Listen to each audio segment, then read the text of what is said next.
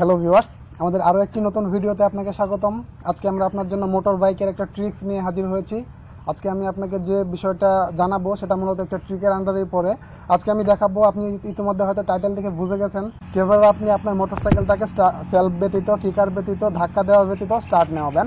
মূলত কথাটা একটু ফানি হলেও এটা আসলে করা যায়। এটা করার প্রধান উদ্দেশ্য হচ্ছে, বিভিন্ন সময় আমরা যারা সেলফের সাহায্যে গাড়িটাকে স্টার্ট দিয়ে থাকি তারা কিকারটাকে ব্যবহার খুব কমই করি, সেই জন্য আমরা কিকারটাকে খুলে বাদ দিয়ে রাখি। কিন্তু আপনি কিকার খুলে বাদ দিয়ে এক জায়গায় গেলেন সেলফের সাহায্যে, হঠাৎ করে আপনার ব্যাটারি অকেজো বা ওয়ারিংয়ের কোনো একটা সমস্যা হলো, সেক্ষেত্রে আপনি কিন্তু সেলফের সাহায্যে স্টার্ট নেওয়াতে পারবেন না।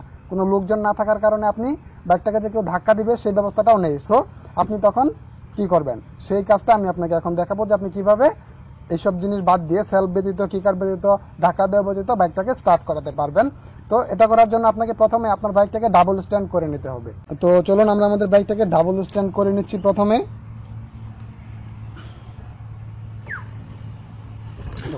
ডাবল স্ট্যান্ড করার পরে আপনি বাইকের গিয়ারগুলো চেক করবেন যে কয়টা গিয়ার আছে। আপনার বাইকে যদি 5টা গিয়ার থাকে আপনি 5টা গিয়ারই করে দিবেন, আর যদি আপনার 4টা গিয়ার থাকে আপনি 4টা গিয়ারই ফুলফিল ভাবে করে দিবেন। বাইকটাকে ডাবল স্ট্যান্ড করার পরে আপনার বাইকটাকে আপনার গিয়ারে করতে হবে। আপনার 5টা গিয়ার যদি থাকে আপনি 5টাই করে নেবেন। আমি বাইকটাকে গিয়ার করে নিচ্ছি।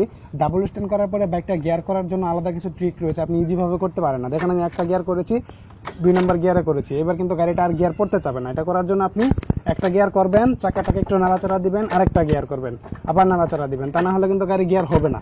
এইভাবে আপনার যতগুলো গিয়ার আছে একটা করে ফেলবেন আর চাকাটাকে একটু নাড়াবেন। আমার 5টা গিয়ারই কমপ্লিট। এবার আমি আপনাকে দেখাচ্ছি আপনি কিভাবে স্টার্টটা নেওয়াবেন।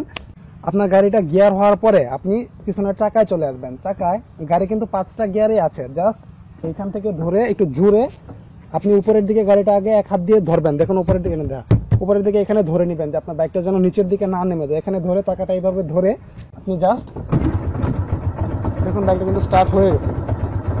এক হাত দিয়ে আপনি এখানে ধরে রাখতে বলবেন না। আমি আপনাকে আবারও দেখাচ্ছি, গাড়িটা অফ করে দিচ্ছি। আমার গাড়ি কিন্তু 5টা গিয়ারই এখন আছে, জাস্ট এখানে ধরবেন এক হাত দিয়ে। দেখুন গাড়িটা কিন্তু স্টার্ট হয়ে গেছে। আপনি পিক আপটা টানলেই ঘুরতে থাকবে। এবার জাস্ট আপনি এখান থেকে এসে ক্লাসটাকে ধরবেন, ধরে তারপর আপনি স্ট্যান্ডটাকে নামাই দিবেন, তাহলে হয়ে যাবে। দেখুন আমি আপনাকে দেখাচ্ছি, বাস।